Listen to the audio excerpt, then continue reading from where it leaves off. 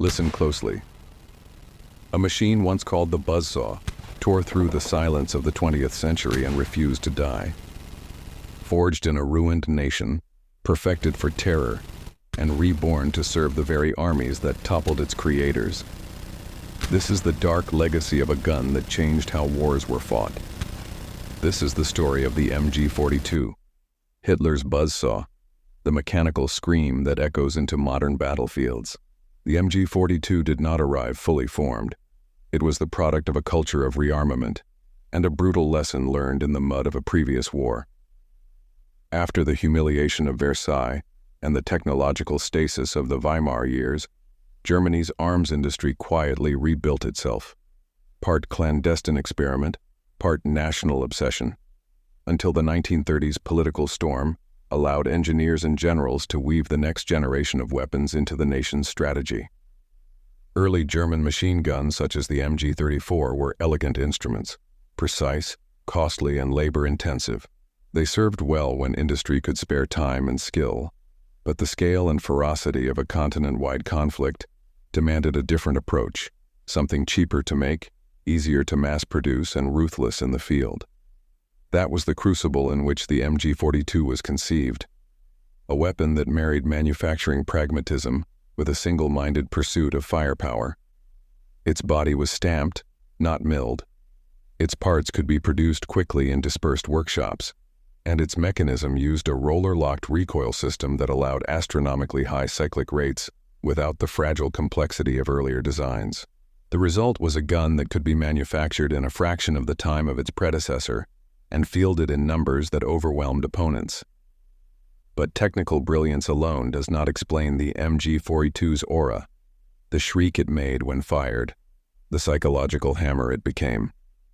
When men on the receiving end first heard that scream, an unbroken metallic howl born of 1,200 to 1,500 rounds per minute, they recoiled as if the air itself had become hostile. For the soldiers who deployed it, the MG42 was not merely a tool of war. It was an instrument of dominance, a doctrine turned to metal. Put a machine at the center of the squad.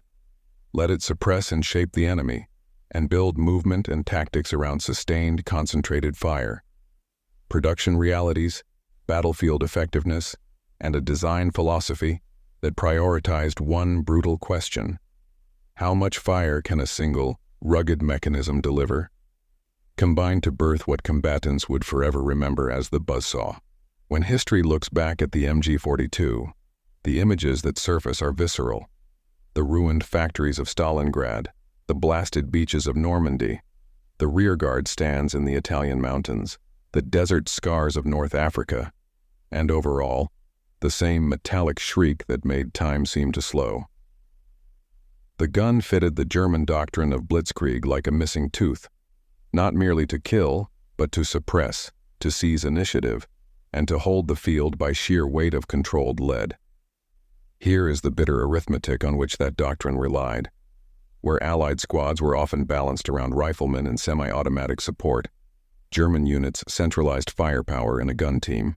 A single MG42 crew, with an assistant carrying extra barrels and belts of ammunition, could pin down dozens of soldiers, force units into cover, and shape their movement in real time. In Stalingrad, the urban maze amplified its terror. Broken walls and narrow streets became funnels, and from each shadowed ruin the Buzzsaw could shred an exposed squad within seconds. Allied accounts from the Eastern Front and the beaches of Normandy are haunted by a recurring motif: the sound arriving first, the casualties following in a staccato cascade. At Omaha and Juneau, well-placed MG42 nests made entire swathes of beach temporarily impassable until naval or artillery fire silenced those positions. But the MG42's effect was more than physical. It was psychological. Men hearing that scream often froze, their initiative crushed long before they reached the wire. That psychological edge meant the MG42 could do more than destroy bodies. It disrupted command, sapped morale, and multiplied defensive value far beyond its size. Yet this potency carried costs. The gun burned ammunition at an astonishing rate, forcing logistical systems to run hot. Sustainment became a problem for any force relying on dozens of such weapons. Gunners themselves were changed by the job. The act of operating a buzzsaw at close quarters often left a residue of detachment and trauma. And still, even when German forces were stretched, when factories were bombed and supply lines choked, the MG42's stamped design and repairability allowed continued production and frontline use. The Allies recognized the machine's balance of simplicity and lethality, captured examples and studied them not out of worship, but to learn. American ordnance teams would fold elements of the MG42 into post-war thinking, and the British would call it one of the most advanced machine guns they had ever inspected. In short, the MG42 did not simply perform a function, it reshaped infantry doctrine. The squad's center of gravity shifted from the rifle to the machine gun, and armies that would later standardize on the idea of a general-purpose, high-rate-of-fire weapon did so because the buzzsaw had proven the concept under fire. History often takes strange turns. When Nazi Germany collapsed and the rubble cooled, one of its innovations was not buried along with the regime that produced it.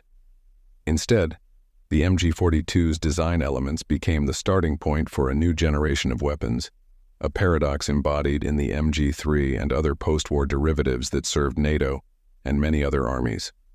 The immediate post-war moment was one of salvage, study, and reinvention. Western engineers and military planners captured countless MG42s and ran them through trial and teardown.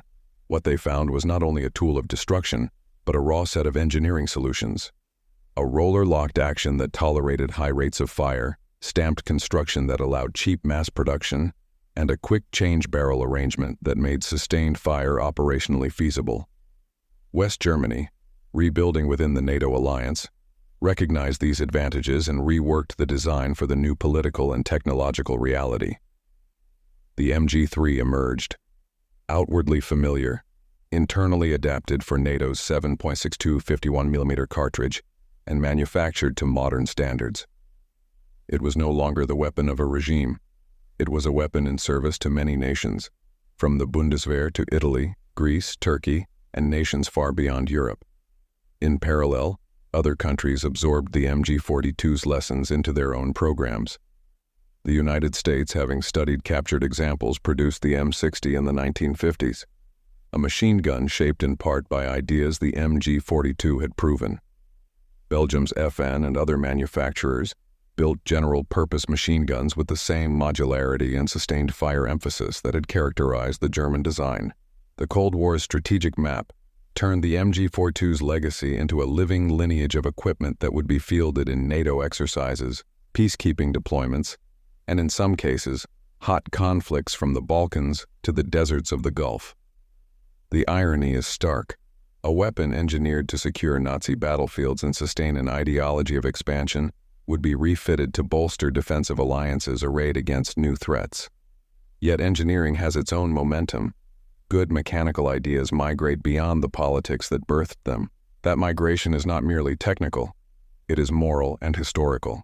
To adopt the Buzzsaw's descendants was to accept the utility of a horrific instrument while repurposing it for deterrence and defense.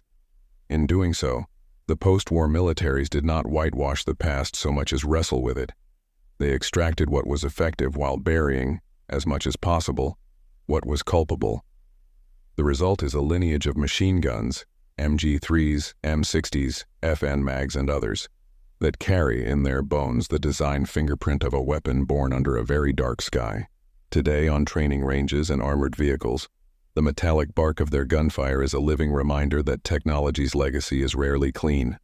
It is braided with design brilliance, human suffering, and the messy work of reinvention. The MG42 was never merely a machine.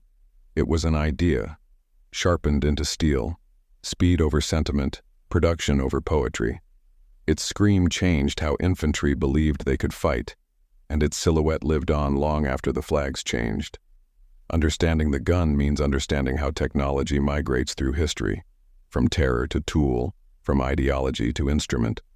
That is the dark legacy of Hitler's Buzzsaw, a mechanical genius that refused extinction.